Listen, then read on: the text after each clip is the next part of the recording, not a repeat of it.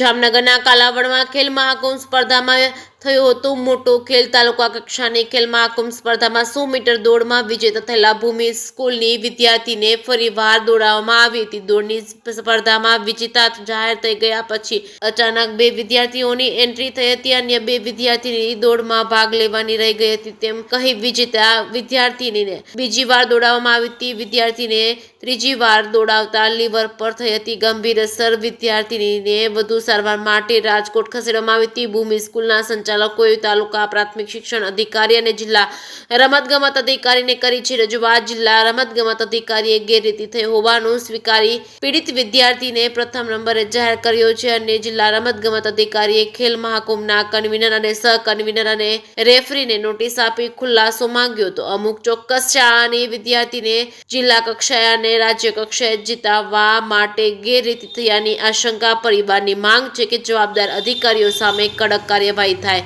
સમગ્ર મામલો શિક્ષણ મંત્રી રેવાબા જાડેજાને ધ્યાને આવતા રેવાબા જાડેજાએ જિલ્લા શિક્ષણ અધિકારી અને જિલ્લા રમતગમત અધિકારીને જવાબદારો સામે કડક કાર્યવાહી કરવા આદેશ અપાયા છે. રાજકોટ ખાનગી હોસ્પિટલમાં ખસેડાઈ હતી અને અતિ પરિશ્રમને કારણે તેની તબિયત અચાનક લથડી હતી. તાત્કાલિક રાજકોટની ખાનગી હોસ્પિટલમાં ખસેડવામાં આવી હતી અને સારવાર બાદ વિદ્યાર્થીનીને પોતાના માતા પિતા તેમજ શાળાને આખી ઘટનાની જાણ કરી હતી. વિદ્યાર્થીનીના પિતાએ જ આ મામલે ગંભીર અન્યાય થયો હોવાનો આક્ષેપ કરતા રાજ્ય માનવ અધિકાર આયોગમાં ફરિયાદ કરી હતી, જેથી તપાસ થઈ હતી. આ ઘટનાએ આયોજકો અને રેફરી તેમજ જિલ્લા રમતગમત અધિકારીઓને કાર્યપદ્ધતિ પર ગંભીર સવાલો ઉભા કર્યા છે. કાલાવડની દિવ્ય જ્યોત સ્કૂલમાં ખેલ મહાકુંભમાં કેમ ખેલ થયો તેને લઈને ચર્ચા ઉઠી છે. દોડમાં પ્રથમ નંબર આવેલ વિદ્યાર્થીનીને અન્યાય મુદ્દે વિદ્યાર્થીના પરિવારજનોએ ન્યાય ન મળે તો માટે આંદોલન કરવાની ચીમકી ઉચ્ચારી છે. હાલમાં મામલે સ્થાનિક સત્તાધીશો દ્વારા પણ તપાસ હાથ ધરાઈ છે. જેકે સિંહ સાથે હર્ષલ ખંડેરિયા, જામનગર.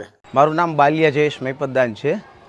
મારી બેબી ભૂમિ વિદ્યાલયમાં 8મા ધોરણમાં ભણે છે.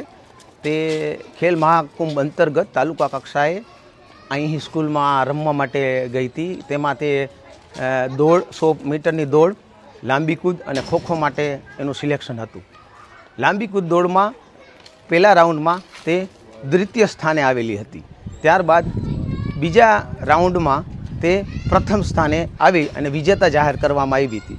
ત્યારબાદ કોઈ ત્યાં હાજર હોય તે લોકો દ્વારા કે કોઈ કોચ દ્વારા અમે અમારી સ્કૂલને એવું જાણવા, અમને સ્કૂલ વતી એવું જાણવા કે કોઈ કોચ હાજર હોય એને બળજબરીપૂર્વક ત્રીજો રાઉન્ડ કરાવ્યો અને એમાં 2 વિદ્યાર્થીનીઓ એડ કરી અને એમાં મારી બેબી ત્રીજી વાર દોડી. તે જ વિજેતા જાહેર થયા છતાં ત્રીજી વાર દોડી.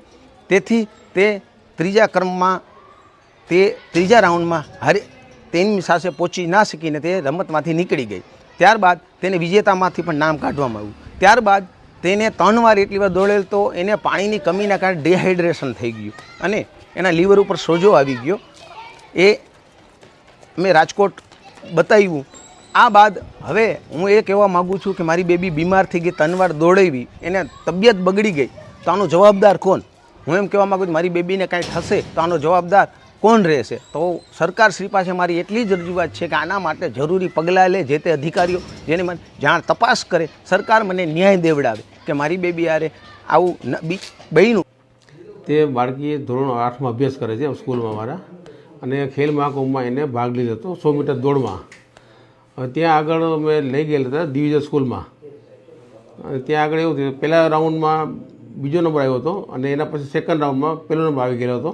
અને નંબર આવી ગયા, જાહેરાત થઈ ગયા પછી પણ પાછળથી 2 વિદ્યાર્થીને એડ કર્યો. એને પાછળ 2 એડ કર્યા અને પછી અમારી વિદ્યાર્થીનો નંબર આવેલ નથી એમાં, એટલે અમને અન્યાય થયેલો છે.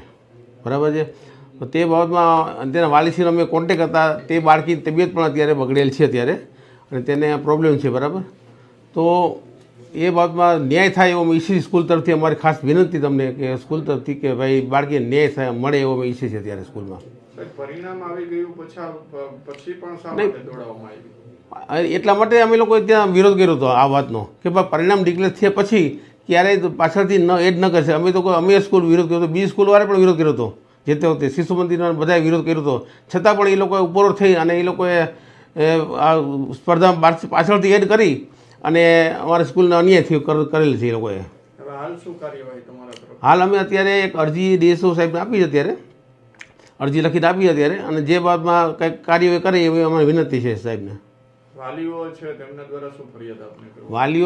વાલીઓ મને જાણવા મળ્યું છે કે તેની બેબીને 3 વાર ઉપરાપર દોડાવવાના હિસાબે તે બેબીની તબિયત થોડી ખરાબ થઈ ગયેલી છે, બરાબર છે. એટલા માટે એને વાલી અમને ખાસ કમ્પ્લેન કરી આ વાતમાં, એટલા માટે મેં અરજી કરેલી છે આ લોકોની. નમસ્કાર.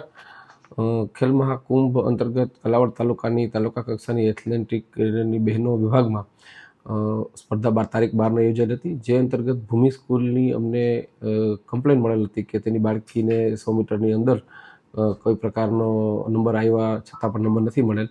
એટલે કમ્પ્લેનના આધારે હું ખુદ રૂબરૂ કાલાવડ ખાતે જઈ કાલાવડની જે આખા આયોજક ટીમ સાથે રૂબરૂ મુલાકાત કરી, રૂબરૂ એની મિટિંગ લઈ અને ખરેખર બાળકીને ફરિયાદ અને જે આયોજકની વિગતો મેળવી અને બાળકીનો જે નંબર આવેલ છે તે માન્ય રાખી અને આપણે પ્રકારે બાળકીને નંબર આપેલ છે.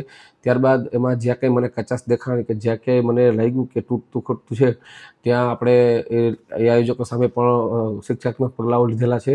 અને આ અંગે અમારે ત્યાં માનનીય મંત્રી શ્રી રીવાબા જાડેજા સાહેબને ત્યાંથી પણ સૂચનાઓ હતી અને બધે બહુ પોઝિટિવ અને ખૂબ જ સહયોગ સાથે આપેલ છે અને અમે ભૂમિ સ્કૂલની બાળકીને ન્યાય મળે એવી પ્રક્રિયા કરેલી છે.